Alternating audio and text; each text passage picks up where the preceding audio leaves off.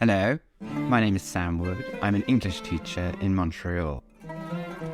Today, Egle has invited me to speak about the branding of power and the power of branding. We are going back to Constantinople in 1479. It has been 26 years since Mehmed II conquered the city. Only now is Venice suing for peace and recognizing Ottoman dominance of the Eastern Mediterranean and the vital Silk routes to China. The treaty that Venice will sign legitimizes Mehmed's claim to power, but he still needs to speak to the city's Greek-speaking elite and the Latin-speaking powers of Western Christendom. To do this, he turned to art and asked the Venetians to send him a good painting. They chose Gentile Bellini, one of the greatest artists in the city. In today's podcast, I look at how the Sultan and the artist rebranded a fearsomely successful warrior as a cultured ruler and a reliable partner.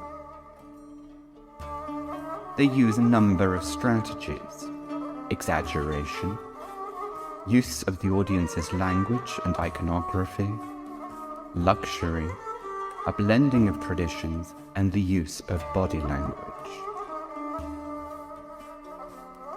Mehmed does not soften his claim to rule.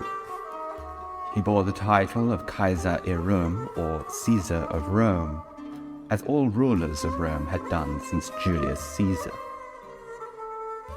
In Bellini's painting he goes further, and the now faded Latin on the left pedestal proclaims him Imperator Orbis, or ruler of the world.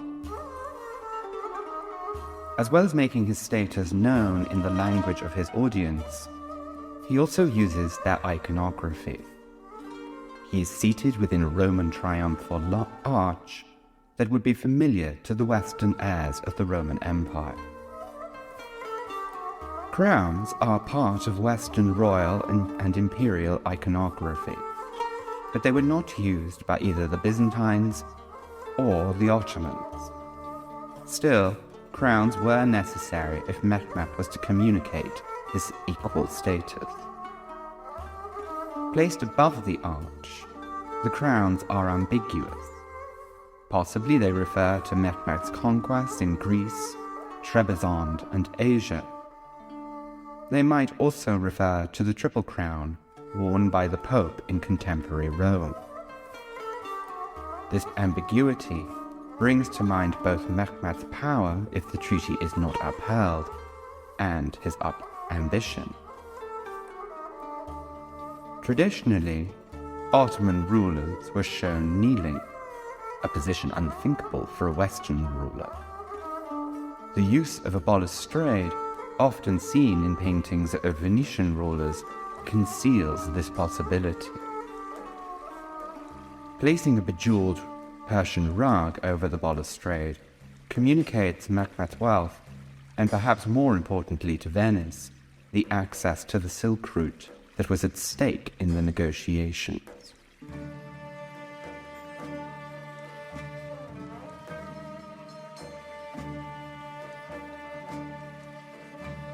Finally, the three-quarter profile was often seen in Persian and Ottoman portraiture, but was an innovation only just becoming fashionable in Venice and the West, where a full profile was preferred.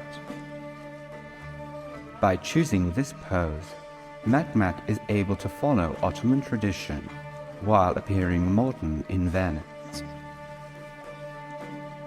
To his advantage, the image has an air of intimacy and gives Mehmed an air of contemplation, also seen in a painting made by an Ottoman artist in the same year. In that picture, he is contemplating a robe, but in the Bellini, we are uncertain, perhaps deliberately so, about what thoughts might preoccupy this great and powerful leader. As is so often the case, despite the appearance of intimacy, we are kept at a remove from the leader. The article accompanying this podcast explores Bellini's painting and its history in more detail.